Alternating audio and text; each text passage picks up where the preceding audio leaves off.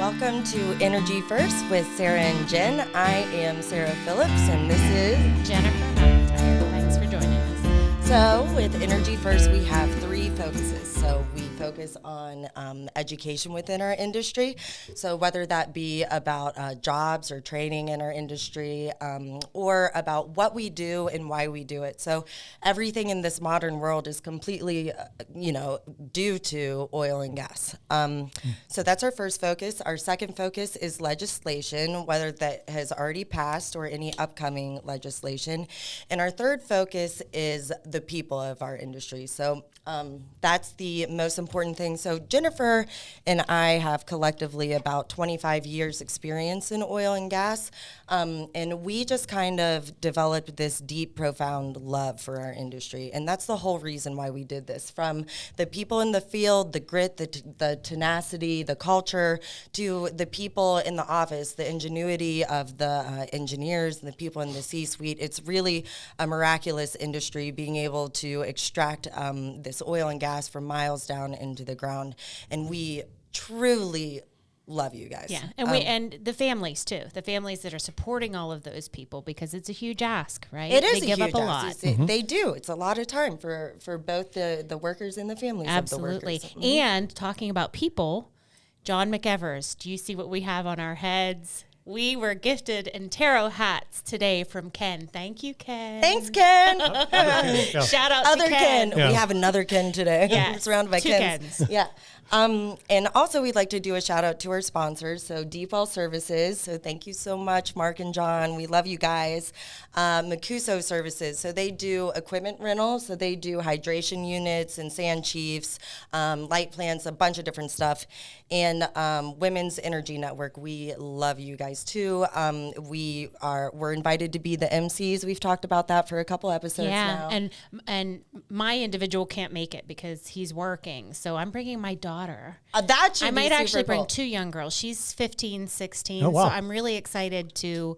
They've said that there's no age limit on it, so she's going to be able to come and see us MC and kind of meet all of the women in our industry, which is super important. And wear a big fancy dress, so she's pretty excited. Yeah. That sounds exciting. Mm-hmm. Yeah. So the Boots and Ball Gown event is the biggest event of the year for Women's Energy Network. All of the industry leaders are there, and we are just celebrating the most accomplished women of our industry. So we're super excited.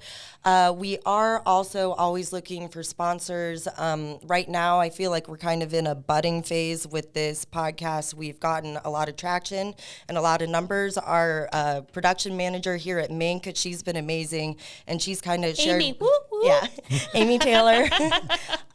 She's kind of shared with us that we have some type of points, which I don't really understand how that works, but we have good points. So if you want to sponsor, right now is the time to do it. We're getting a lot of traction. I feel like we're about to exponentially explode. So if you just want to reach out to us. But without further ado, we have Ken today, Ken Komorowski. Right. He is one of the most sought after oil and gas lawyers in the industry up here in Appalachia.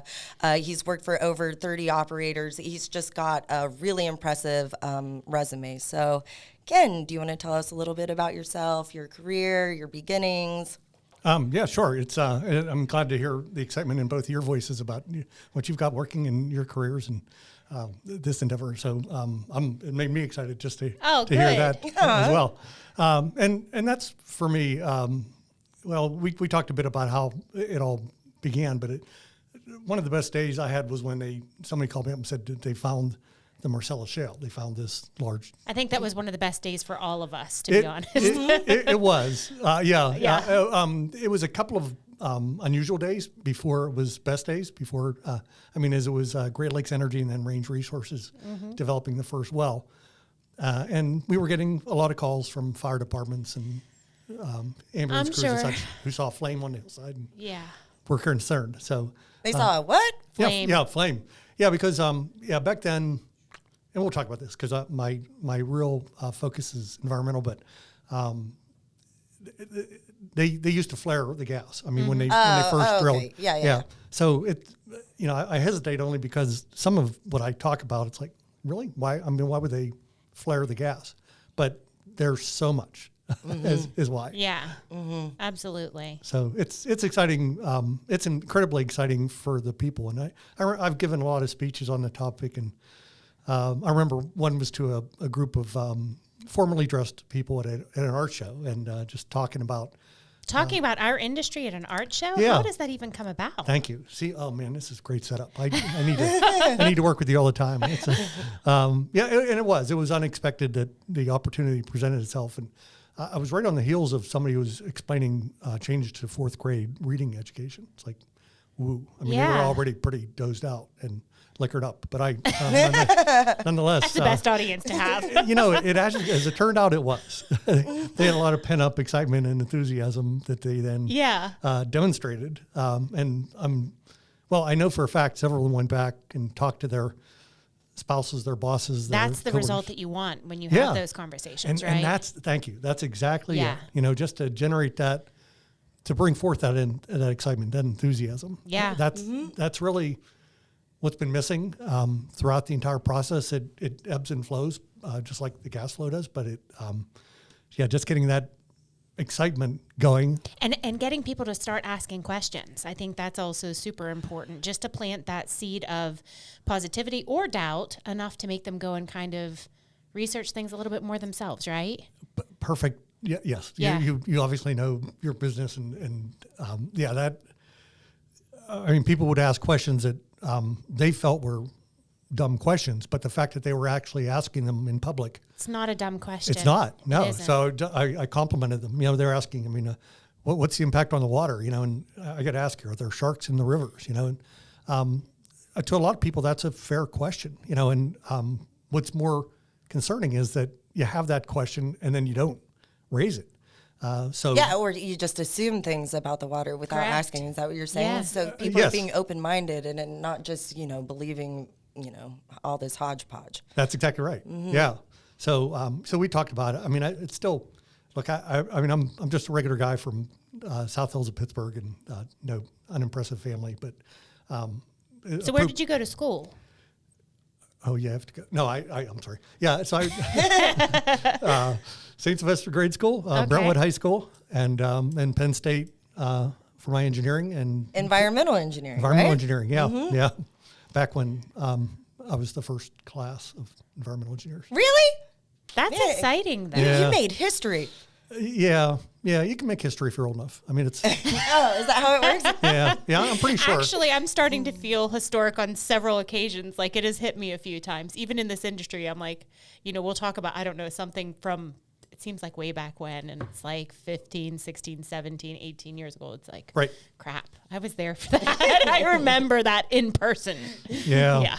No, I score points for having seen Led Zeppelin perform live. What? Yeah. I was practicing Babe on my way here. Really? Yeah, singing it. Yeah. That's awesome. Yeah, that is awesome. I love that song. Yeah, but I just go off on so many different tangents. But that's if you both don't mind, that's what absolutely I'd rather not. do. Because when it comes down to it, I learned a lot about the industry. I learned a lot about it by investing into the individuals that were asking me to represent them. And I was going to say us, but it's not. It's really in large part for what I've done. It's been me. They wanted me, and we've handled litigation matters and such. And I've flipped those to other people that are smarter and better than I. Mm-hmm. But just to get out there and understand their business, and I think I mentioned to you, Sarah, that I've had 13, 16 criminal cases that I've handled, and I've never found a way to put it on my bio. Oil and gas criminal cases. Actually, only a dozen of them were oil and gas. The others 4 or 5 were not. But sure. They were oil and gas. Yes. Okay. Yeah, that's interesting. Most people don't know about them, and the ones you know about are the ones where people mess them up. That's the ones that get the newspapers. That's, and for me, I'd always ask, like, what? Okay, we go into a private room, and I'd say, okay, what were you thinking? What was going on? And they'd be like, oh, I knew you weren't supposed to do this, but I didn't think doing this, that would cause a problem.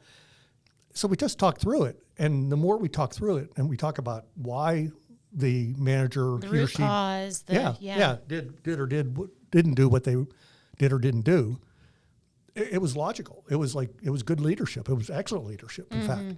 So that was part of what that was most of what I did for them, was just learn that. So how did you go from environmental engineering to legal for oil and gas companies? Yeah, I wanted to point out Bush appointed you to be on the federal commissioner to the Ohio River Valley Water Sanitation. Right. Right? So Yes. you went from that to oil and gas for being the most sought after. I kind of did them all simultaneously. Yeah. I get this question all the time, and I, from governors and presidents and CEOs, and it's hard for me to answer because I don't know. I mean, I just did what I do. I remember the day I got the call from the White House to be appointed. I was out cutting the grass, and my wife said, "Hey, there's a call for you." And I said, "Yeah, you take a message?" She said, "No, you better come get it. It's the White House." I mean, I said. And so, yeah, you better kind of like park the tractor. And is this a joke? Yeah, it is a joke, in as much as they picked me. But shut up. well, no, I can prove that. But let's try not to for me to win that one, because I'm really good. No, so anyway, I said the White House. I mean, yeah, I did the whole. So I go in and I talk, and the gentleman was there for President Bush, and he said. The president's impressed by your resume, wants you to be a federal commissioner to the Ohio River Valley Water Sanitation Commission. And what is that, if you don't mind telling for the listeners that don't know? People don't know. No, yeah, nobody knows. Orsanco is really cool. See, this shows what my focus has been and why I enjoy doing what I'm doing. Yeah, a lot of other people don't. But it was actually set up in the 1940s. To deal with all the discharges from the steel industry in Pennsylvania primarily were affecting Ohio and West Virginia and Kentucky and such. Wasn't it like the second most polluted river in the nation at one point? Oh, it was bad. Unless it might have been the most, but I mean go number one. But a lot of that. I mean, that was just. Because they didn't know what to do with the wastewater. I mean, it was the whole industry was new. A lot of heat involved, a lot of heating up of products and coking of coal, and I mean it's a really neat process. I mean, chemically, again, this shows why I like doing what I'm doing. But I'm fascinated by the technology. So anyway, so because of that, then they set up the Ohio River Valley Water Sanitation Commission. And in particular, it was set up to help municipal water treatment plants. Because I don't know if you know, or people have not bored you with this before, but the water treatment, the water that we get to drink and use and bathe with is all done by governments. And everything that we discharge is done by governments too. Mm-hmm. So they don't have the resources that industry has. Okay, so you have these big, giant steel companies making lots and lots of money and discharging things that they've never heard of, these treatment plants have never heard of. First, is it safe? Should we let our people drink this? I mean, what temperature is bad? And so that's what this did. It created a forum where you had you still had and still have 3 federal commissioners and 3 commissioners from each of the member states, New York, Virginia, a couple others in addition to the ones I mentioned. And they get together 3 or 4 times a year in person and also talk throughout the year and have subcommittees and such to address all these issues, and talk about them.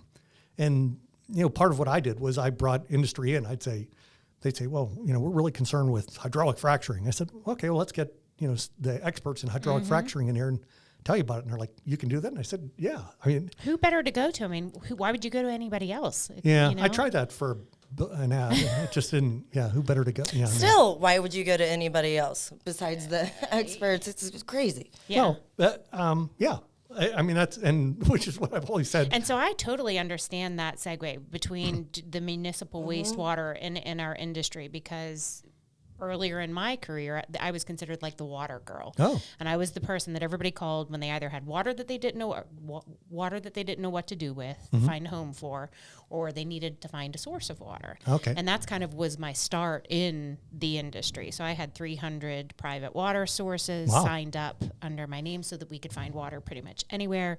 And then helping Antero get rid of some of the impoundments that they had in PA, and they didn't know what to do with the liner. And I mean, it was a big deal. I don't think people realize. I mean, we've gotten better at it, but at the start, we didn't really know what to do, right? So bringing those experts in, like yourself, was super important. Okay, so I grin too much, and it's not because I'm like manic or something. It's because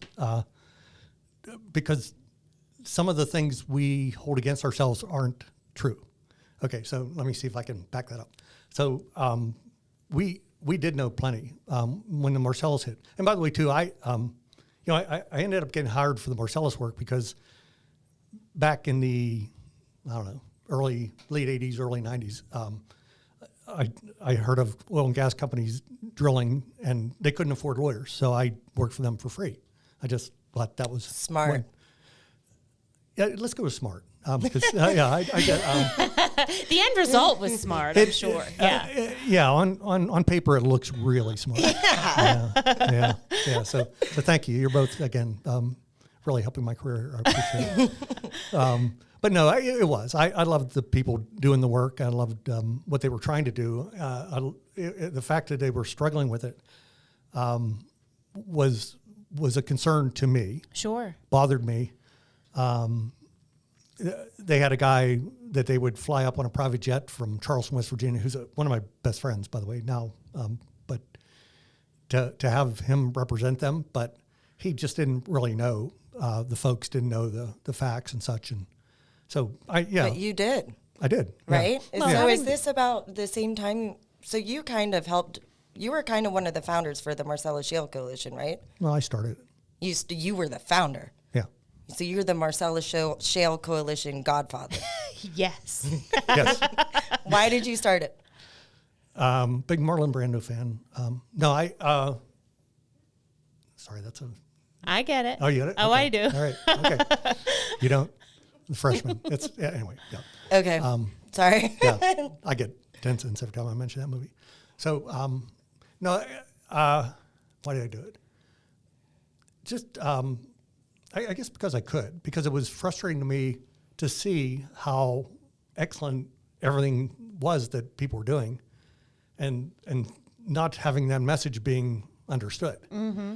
But and the people, people want to look at the industry folks and view them as like evil demons and such. They're their neighbors. I mean, they're their uncles. Especially now. I mean, there was a point where there was a lot of transplants, but now we're like 80-90% local people working in this industry. Mm-hmm. These are people from here. They are. Mm-hmm. Yeah. And even when they weren't, they still were. I mean, they were just people from Texas and Louisiana and places that we had to import people because we just didn't have trained people here. Sure. So, So, but you just getting out and talking about all that, sitting at open meetings, and I've done... Yeah, I've done many like local town meetings where you just sit and talk for hours and hours, and answer those questions. And answer those questions. Yeah. But be available. I think what was most impressive to them was that somebody was willing to answer those questions. I think that's a misconception even now in our industry, though. I think the majority of people that work in this industry and have done for a period of time are very willing to answer questions. It just needs individuals to ask them.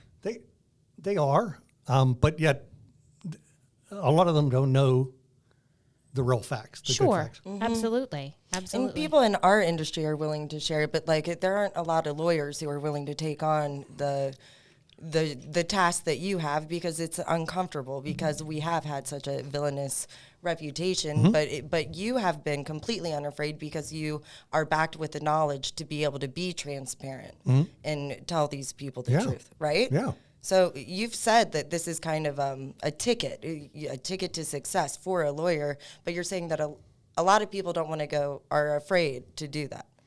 I still haven't found anybody else that's willing to do what I've done.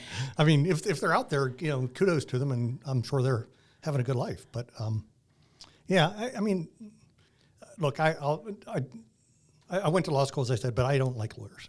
Lawyers are not usually good people. Yeah. Well, I mean, there's exceptions, hopefully.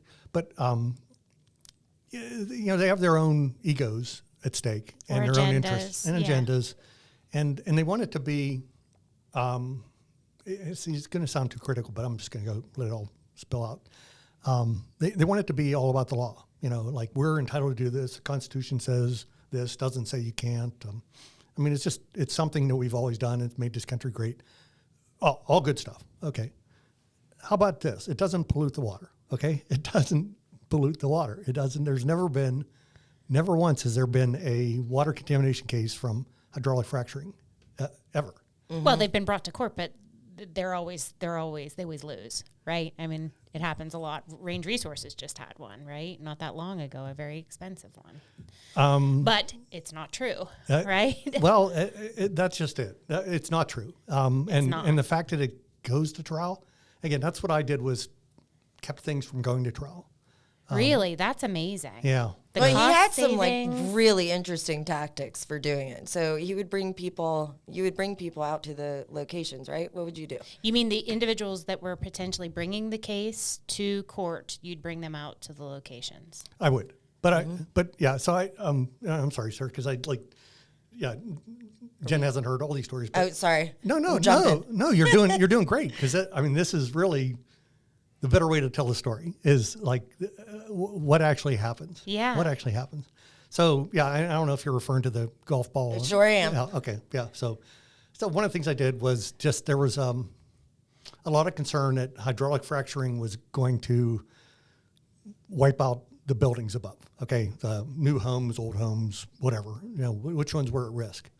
So I set up a little demonstration. I said, look, I just want you to, and I didn't make a big deal about it, but just at the very beginning. And these are the homeowners? Homeowners and township residents. I invited everybody. Okay. I mean, I didn't distinguish.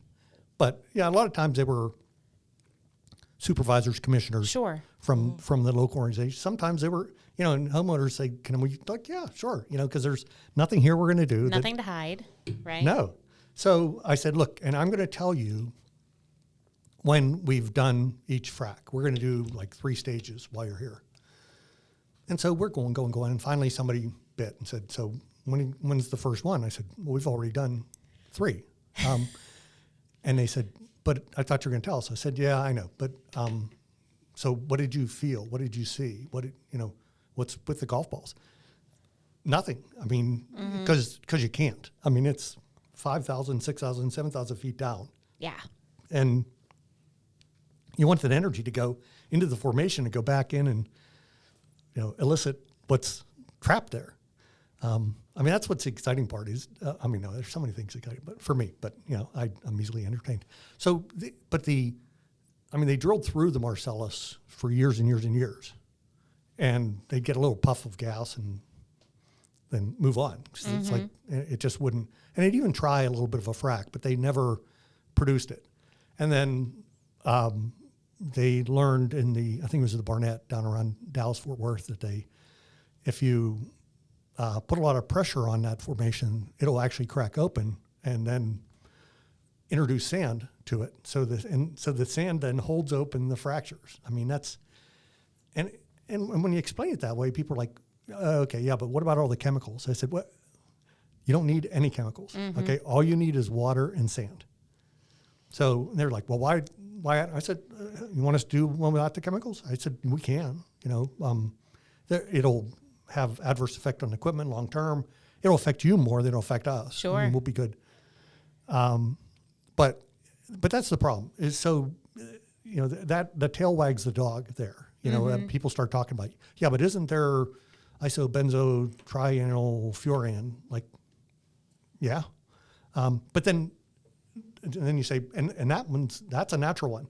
I mean, so the fact that what's flowing back from the hydraulic fracturing is salty tells you it's an old ocean. Sure.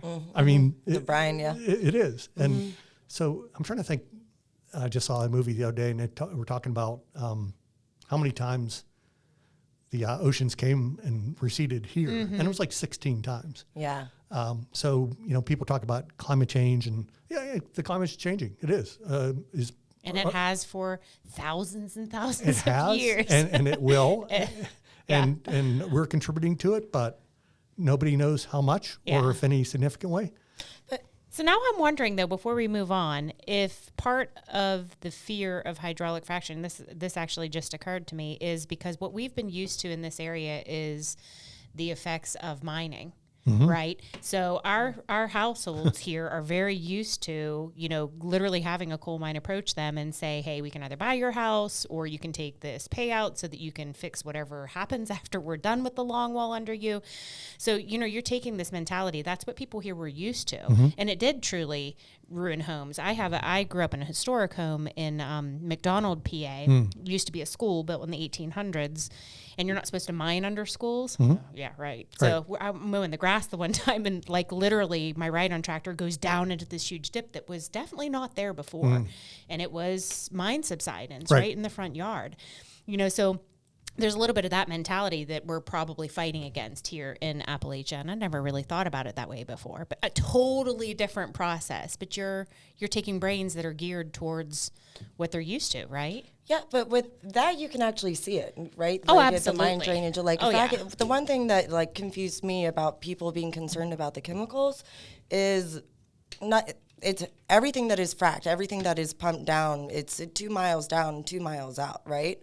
And then the fractures might come up a couple 100 feet. So it's completely isolated from this water table. So even if you do pump all kinds of chemicals down, which we don't, I'm pretty sure the fluid that we use to frack you could drink, right? Is that true? I've drank it, so yeah. Yeah, so it's safe enough to drink, but even if it wasn't, it would be completely isolated from the water table, right? Right. Oh, by extreme distances. Yeah, right. like a mile. Yeah, right, like it's a mile. ridiculous. Which, I'm sorry, go ahead. So I don't understand why that's a concern, or how somebody could even take somebody to court over let alone create a court water case table. over it. That's crazy. It truly is. And again, that's what I never got either. And I feel like, although this is the first time we've met in person, that we've rehearsed this. I mean, because you're asking the questions that everyone should be asking, and to which there's really good answers, unbelievably good answers, that satisfies everybody's concern. Yeah, and they're like, oh, well, before fracking, my water didn't catch on fire. Right. And in Gasland, so Ken So was again, actually... let's go to Burning Springs, yeah, where water has been catching on fire for a very long time. That's what Ken talks about. So Ken, I don't know if you knew this, was actually interviewed for Gasland. So Filmed for it. Yeah. You were filmed for it? Well, both. Yeah, Gasoline 1 and 2. But it's... Right. You want to tell us about that? No, it's just, yeah. But no, I did thousands of interviews. I mean, thousands of meetings and interviews, and been filmed for many movies, and I'm in 4 or 5 books now. I mean, wow. Yeah, a couple of them I have my own chapter, but they're not really good chapters. I mean, they're not things. Well, it's a good thing I don't have to go back to school. Because, they're not glowing. But for the most part, they're true, except for they're all one-sided. Like, here's what Ken said, and then here's what happened. Yeah. But there was no connection between what I said and what happened. That's so annoying. I did an interview with somebody who wanted me to go along with their narrative, and they just kept asking me the same question Right. over and over again until they're finally not getting the response that finally they were like, so this is the way we want you to answer it. And I was just like, I don't feel that way. And they're just like, well, just say that we're all united. And I said, okay, fine. But they were trying to get me to not support this industry, and my heart's in it. As a lawyer, and this is kudos to you for sure, you're sitting here telling us that you made it your goal in these cases to make sure they didn't go to court. I don't know another lawyer that would make sure that something didn't go to court, because that means substantially less funding for that individual, correct? That is correct. Yes. Yeah. That means your heart's in the right place. Well, it's good, first of all, that I have one, because it's not clear that lawyers have a heart, but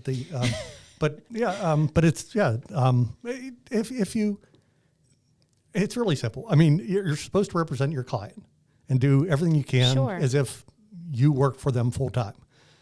And I was very proud that a lot of them had, the media sources would say, Ken Komorowski, who works for Cabot, works for Rain, works for, whoever, Southwest. I was always flattered by that, and frankly, more importantly, the companies were. I mean, they were like, we want your name to be associated with our company. Yeah, that's why you've worked for 30 operators. Yeah. Right? Because you did the right thing. It is. Yeah, it is. And I guess, I mean, it obviously worked. But yeah, so I always tell this story too about when I was being filmed for NBC Nightly News, and they send look, I'm an old guy, but they send a young, attractive girl over to say, look, I'm here to make sure that when you're on live television, that you're not asked and have to answer an embarrassing question. And so I'm going to ask them now, tell me the top 3 or 4, 10 things that your company's done wrong that you don't want to have discussed on television. They really do this? They really do it. They do it every time. Wow. Every time. I would have fallen for it, I think. Yeah, it's hard not to. Yeah. So that's why I say maybe I don't have a heart, because, I just, so I would just stand there stone-faced. Because one of the things I learned along the way was even head nods end up being an indication. Like the representative of XYZ gas company denied ever having done this because somebody did that. Yeah. And then what do? I mean, you take them to court and say, no, all I did was that. So instead, you just have to stand there stone-faced. And, when it's that type question and it's a trap. Yeah. Don't walk out. Stare straight ahead. Walk out. Yeah. Well, I'm done with you. No, if you walk out, that is an indication. That's an indication, it is, right? It is. Yeah. Yeah. Thank you. It absolutely is. And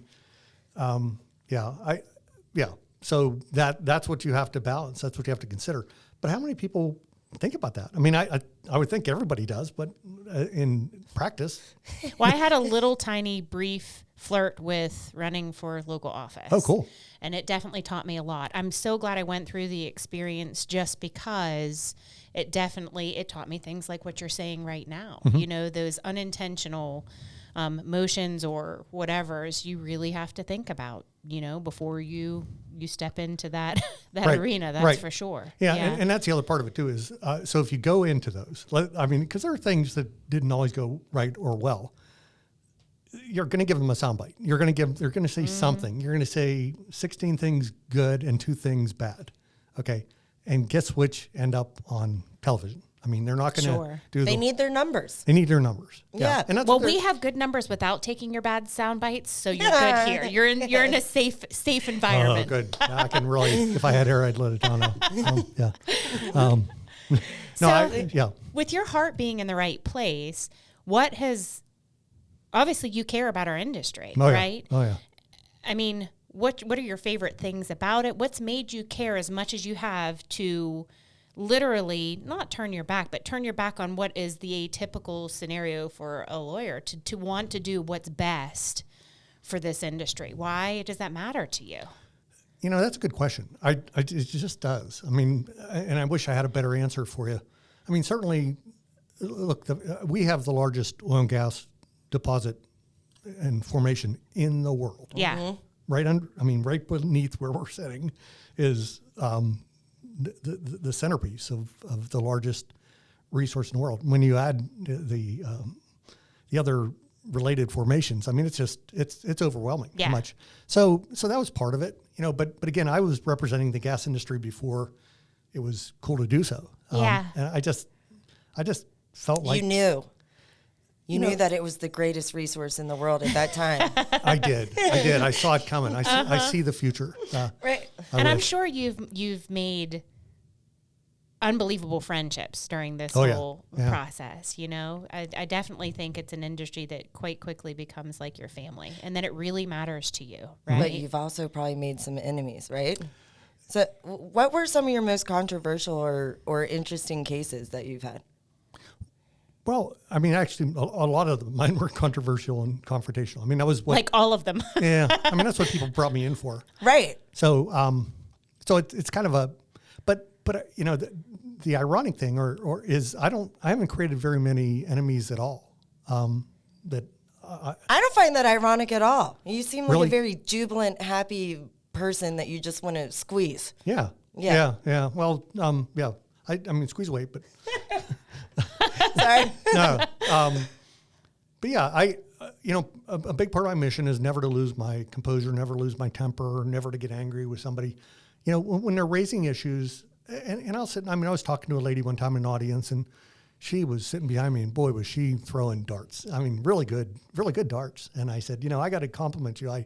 She said, well, I don't want to hear from you. You're the enemy. The enemy, yeah. Yeah. And I said, there's something else bothering you. I said, I'm not a psychologist. And I'm not even much of an engineer or a lawyer, but what's bothering you? And she had a daughter that had a fatal illness and was not going to live past the age of 3. And I said, is there anything that can be done? She said, believe me, we've tried everything we can. And I'm out here because I want the rest of the world to clean up so that other people don't have to have the experience I'm having with my daughter. So I really, if you told me to list somebody who's an enemy, I mean, they're actually more likely partners in a law firm than they are. That you've had cases against. Well, you'd think. No. It's partners in the law firm I was in. Yeah, wow. Yeah. Just different Yeah. thought processes than yourselves or Yeah, yourself, yeah, or yeah. different morals and ethics and Competing for the same position. Kind of all the above. But they wanted to do it to make the most money possible. I wanted to do it to help the most people possible. yeah. A little bit more altruistic, right? Hopefully a lot more, but I didn't see that coming. I thought, and I would bring people in. I'd say, hey, look, now that I got 30 clients and I've got 50 lawyers working on it, I said, anybody want to know the secret? Anybody want to know how you? And the more I talk about that, the less interest there was in replicating what I had done. I feel like that's the same for business development. You must know, be. If It is. If your primary concern is just being friends and like really sincerely caring about not just your clients, but really everybody. The end results, that operation is primed, all of those things, right? That's what you're supposed to do. And But, in the rewarded. altruism comment, again, it's appreciated. It's a nice compliment. But, I've known people who've gone through criminal prosecutions, environmental criminal, and the one woman can't drive a car anymore. After being criminally prosecuted, she can't drive her own car. Wait, why? How? Like, what is the scenario here that know. would happen? I don't know. I love her. Deb, she's great. I've known her. I knew her before, and it's not unusual. It's what?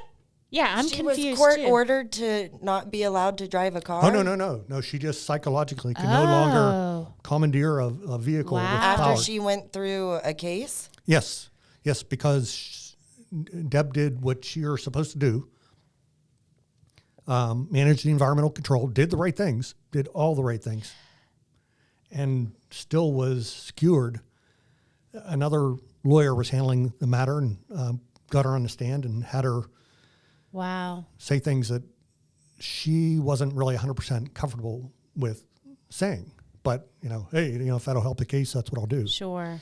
So, it's, so oddly enough, to the extent you ask me to list my top, 5 or 10 enemies, they'd be usually partners in the law firm I was with. Wow. Yeah. That's counterintuitive. It is. Absolutely. It is. That stinks. It does. Then you know them intimately and you have to see them every day. Yeah. Yeah, it does. Yeah. Yeah. But you're still a happy, jubilant person. Yeah. They didn't get to you. The drugs help. So. Drugs? What drugs? We're drug tested. I shouldn't do that.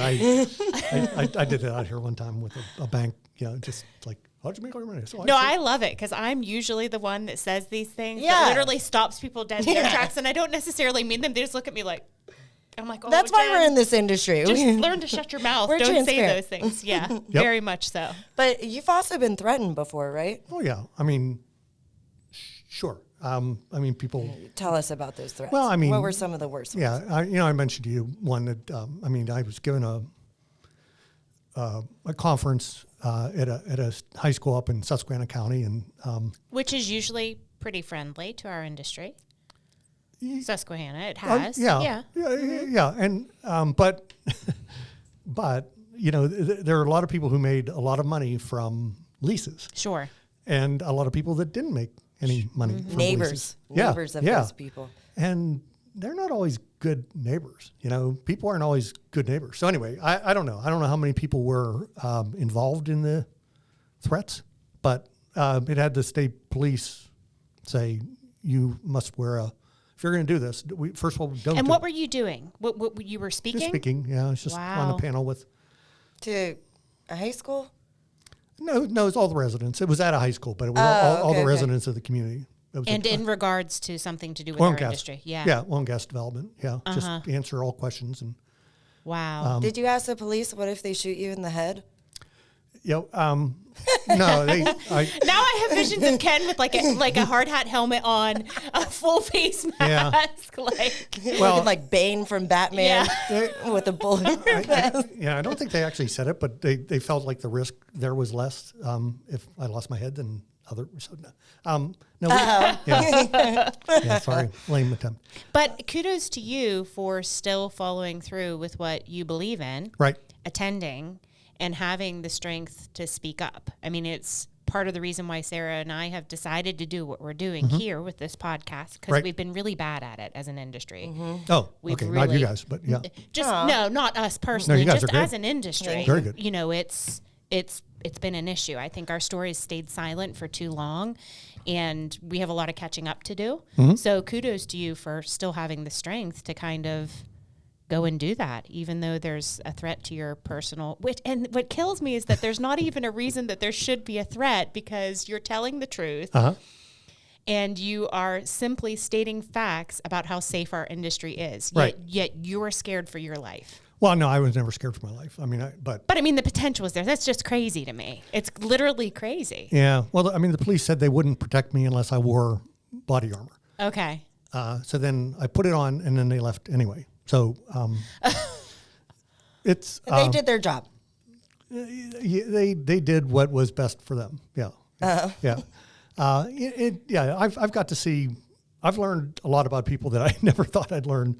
I'm a boring engineer and then lawyer. I mean, how would I experience these kind of things? But it's an interesting. If you're study. in the industry long enough, you will have had an experience like this. I think we all have. I had trucks. I was actually at I was at an award ceremony.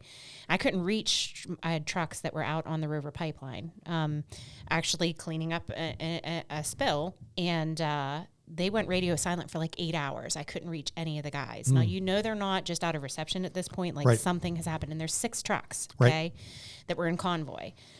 So they eventually get in touch with me. I'm just about to go up and accept this award. My lead driver calls me, and he's like, Miss Jen.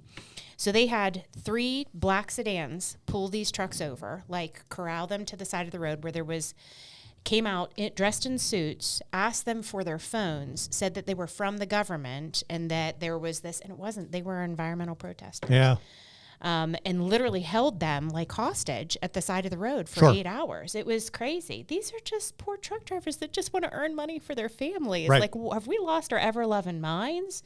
And actually, they were trying to clean something up. Like, what is going on here? It's just, it's madness. And there's stuff that happens like that all the time. I don't think people realize. There is. And unfortunately. And it's always portrayed as anti-industry. I mean, it just is. Yeah. It's like the industry said they didn't do anything wrong, but they must have. I don't know. I really don't get that completely. But what you talked about is the solution. You get out there and tell the story. Yes. But also do your homework. I mean, and I feel like plant the seed so that the people walk away and want to learn more right, about the truth. Right. Yeah, right? That's an excellent point. Yes. Yeah. And then say, let's have another session after you've done your research, and then let's see where you're at. And And look, if I'm wrong, I will go public and acknowledge it. Yeah. I do that all the time on LinkedIn, but.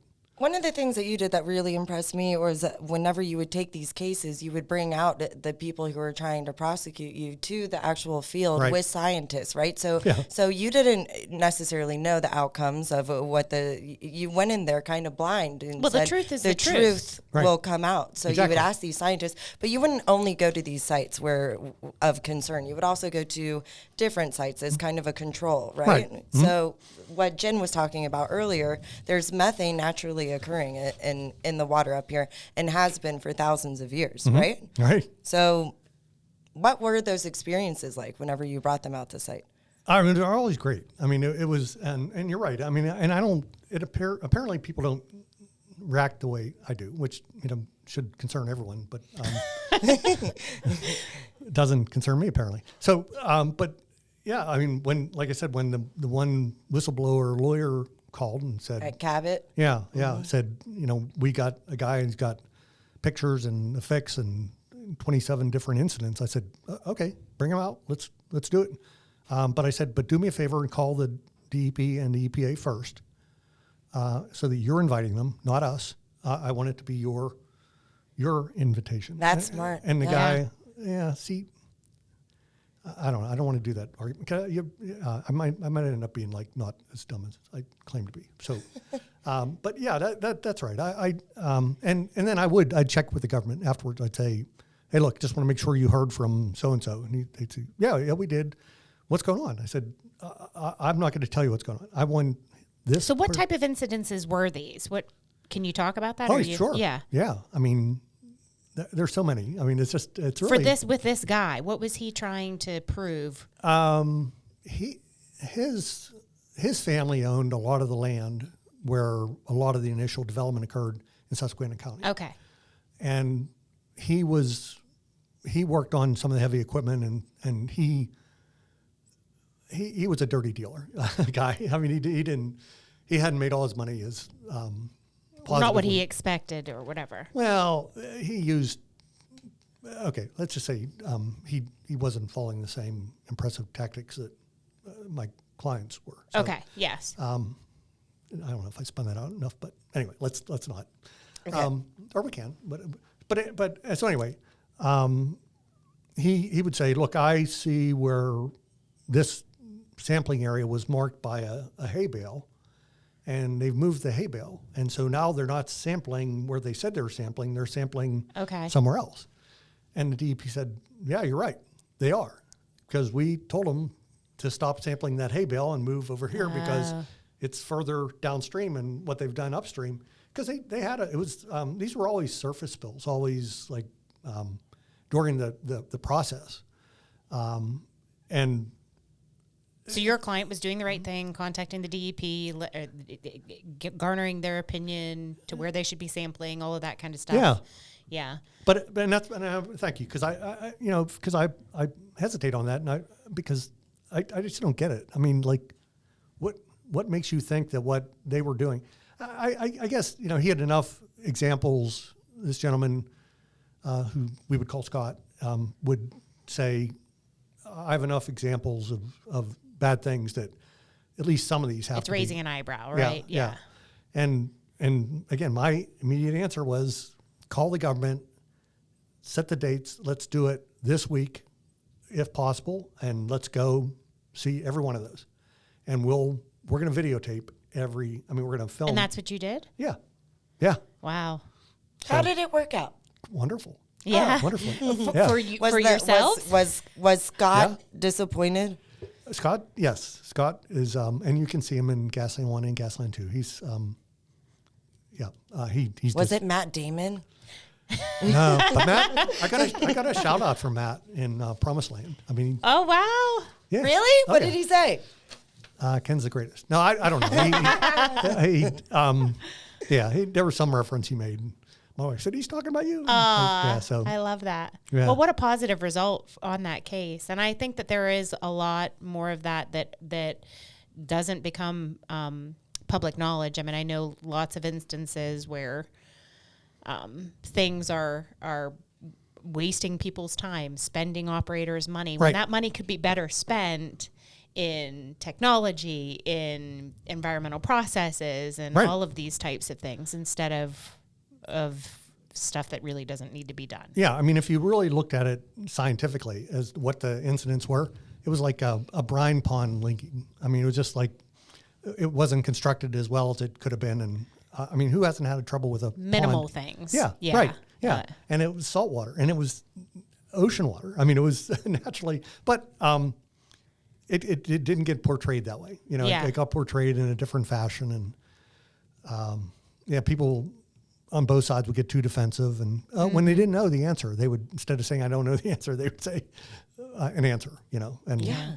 Unfortunately, we have a lot of time and money wasting from environmental individuals that differ in opinion from us. Right. We had some frac tanks with fresh water in them down on a pipeline we were hydroseeding, and we actually had people break into the frac tanks in the middle of the night with the caps on the top and contaminate the water supply. Okay.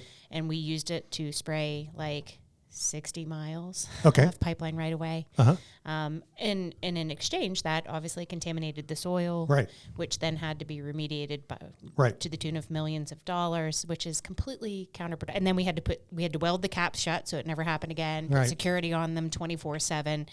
What are you achieving by doing this, except for exactly what you are claiming that we're doing, and that's contaminating stuff, which we're not doing. Right. I mean, it's horrifying. Yeah, there's like, I just got a flyer in the mail, and one of my friends sent me a picture of the flyer. She got it in the mail before I did.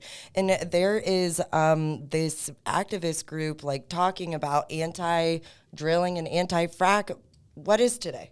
Is it 26 or something like that? It's supposed No, to it's the 15th. Oh, It's yeah. in 2 days, and it's at a local pavilion. It's at a park, and I would 100% be going if I didn't have appointments up in Williamsport Yeah, this I'm week. going to be out of town too, Yeah. unfortunately. It's crazy. It's just crazy. We can't thank you enough for the efforts, though, that you've done over the years to try and You should go. mitigate these You things. should go to that. It's Oh, like he a- would be perfect there. Right. Oh. We'll get you a.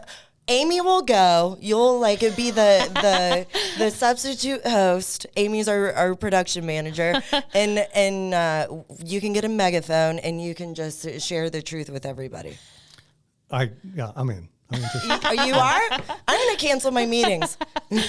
Chesapeake and Yeah. BKV. I'm sorry. but I have to say, Things to do. I had an experience of shock when you first said you go, like, because so many women have told me that in my life.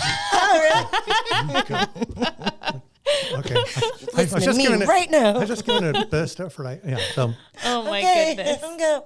Yeah. Oh, my goodness. So, I don't know. I think kind of in conclusion, Ken, we want to thank you for all of the efforts that you've done for our industry from the MSC, which is just phenomenal. I didn't realize you were so integral in the The start of Godfather. that. Yeah, He's the absolutely. Godfather. All of the years that you've spent defending all of our operators in situations and scenarios that really shouldn't even be occurring a Right. lot of the time. Right. Right. And doing it because you want what's best and what's true and right to actually happen, you know? that's exactly right. Yeah. So no, I'm thrilled for having had the opportunity. I wish I had been Do you have better. any final thoughts or comments or? Yeah, I do. I mean, it's never too late to right the ship. It's and I was going to say some of the opposition is by people who like believe that renewables energy should be like the ticket. Great, you know, let's invest and let's move toward that. But let's not throw stones at each other in order to accomplish our goals. Mm-hmm. So, yeah, it's look. Well, one of the things I post about it, I call it environmental just us. It JUSTUS, because what we're doing is we're like driving industry to other countries. Yeah, absolutely. And, you know, it's one thing to say we don't want it here, we don't want it in Pennsylvania, we don't want it, but the net it's effect. going to happen anyhow. It's going to happen anyhow. Yes. And it's going to happen in a place where it's going to cause more problems. Correct. Yeah, we've had more carbon emission reductions than the next 8 countries combined. Right. Yeah, we are the best at producing, environmentally, oil and gas. We are. So when we do drive it to these other countries, we're screwing ourselves Well, we're completely environmentally. negating exactly everything. Everything that we've accomplished worked here. hard for. Yeah, we are. And and you mentioned, your company, your client was the victim of a That's bad an act. environmental sabotage. I don't even know what to call it. It's sabotage. But it wasn't, your company did nothing wrong. No. Nothing. I mean, and so that story ought to be out there. I mean, it ought to be featured as, this is what happens. Yeah. And because I mean, look, there have been contamination incidents, and some of them are, like I said. But that happens across all industries, not just ours. And it's unfortunate. We just do everything we possibly can to make sure that they don't happen, right? Right. These kids are bored. We need to put them to work. That's right. That's right. Get them some purpose. Yeah. Educate yourself. Yeah. No, that's right. Yeah. So educate, but more people need to do what the two of you are doing. I give you high praise and compliment. We appreciate that. Yeah, thank you. Yeah, it just kind of got to the point where I said to Sarah that we can't sit back and not say something anymore and not invite individuals like yourself. And you know what it really impresses me is, well, not even impresses me, but I find incredibly interesting is, this is what, our 15th episode, something like that. I would say literally 70% of the people that we have had on here have an environmental background. Yeah. And that's not an exaggeration. Yeah. These are oil and gas individuals that are working in this industry, and they all come from an environmental background, whether it's formal education or otherwise, because we are truly environmentalists at heart. I mean, I consider myself to be one. I actually started the environmental club in my high school when I was in high school, and I was pro oil and gas then. It is super important to me, and I know it is for, the rest of the industry as well. So it's just interesting that you have that same background as a lot of our other guests. Yeah, You were the first. Yeah, well, the OG. Yeah, OG, I can, again, that's age, but like I brought the Bassmaster Classic, the ESPN Bassmaster Classic to Pittsburgh, and I didn't do it so I could fish in it. I did it so that we could feature the fact that there's really good fish and fishing in the Allegheny. That wasn't always the case. Actually, it always was. Okay. Even when it was really dirty? Well, no, you're right. Then it was, you're right. Then it must have been not as good. But. Yeah, absolutely. And you had something to do with the efforts to make sure that those processes were better so that we could get those rivers back to what they are, you know? Yeah. And which everyone wanted. Now, I mean, that's not to say that there aren't bad people out there that are willing to cut corners and do what they need to. There's things that happen. I mean, there are industry people that do things that I wish they wouldn't do. But that's every industry. It's every industry. Yeah. It is not unique. It's not, an oil gas centric. It's less so with us, though, because we're under the microscope. That's absolutely the case. That's absolutely Can't get away with it. No. The most highly regulated industry, I would say, or at least one of the most highly regulated industries in the world. To be honest. Yeah, so it is. We're held to standards that 99% of other industries are not. Right. For sure. Yeah. So regulations are put in place when people cheat the system. Okay. I mean, people don't think about it that way, but you don't put regulations out there because you're concerned it's going to be a growth industry. Yeah. It's there because people complain. Sure. So think about that too. That's like oxymoronic. I mean, but that's the case. Yeah. So. Oh, I don't mind that we're regulated. I'm proud of it. Yeah. Because I like the fact that we work to those regulations, right? I'm proud of the fact that we do that. Right. But the point I'm trying to make and not doing it well enough is that it's an indication that there's been a lot of focus on the industry. Sure. And a lot of mistrust. And a lot of it is, look, the oil and gas industry is different. I mean, in as much as you go to people's private property to develop your resource. I mean, you have to keep moving. This isn't a landfill where nobody lives. This isn't a factory where nobody lives. Right. This is in people or around people's homes, very close to. Yeah, and it's a learning experience for everyone. It is. So keep learning. Yeah. Well, we appreciate you so much joining us. Oh, my Phenomenal. pleasure. We would have you back anytime. Okay. I feel that you have many, many more stories to tell us. You want to come back? Would you come back? Yeah, absolutely. I mean, Hey, that needs to be a little bit more confident there, Ken. Come on. but I also was a victim of you go. Remember, I like you go. Now it's like you need to go Thursday. You need to come back. Which Sarah is it? Yeah. But no, I would love to. I mean, if it would help, I would love to. We appreciate you coming this time. Look forward to having you again, hopefully. And we just want to thank you for everything that you've done for the industry and our operators that we love so dear in the industry. Yeah. It's been my pleasure. And thank you, Joe Franz, for connecting us. Absolutely. Right? Oh, yeah, He's Joe. an amazing guy. Oh my gosh. Yes. Yeah. Top of the world and in ways that you probably don't even fully know and appreciate. He's a very special man. Yeah. He is. He is. Well, this has been Energy First with Sarah and Jen. We want to thank Ken for joining us today. I'm Jennifer McIntyre. And Sarah Phillips. We will see you next time.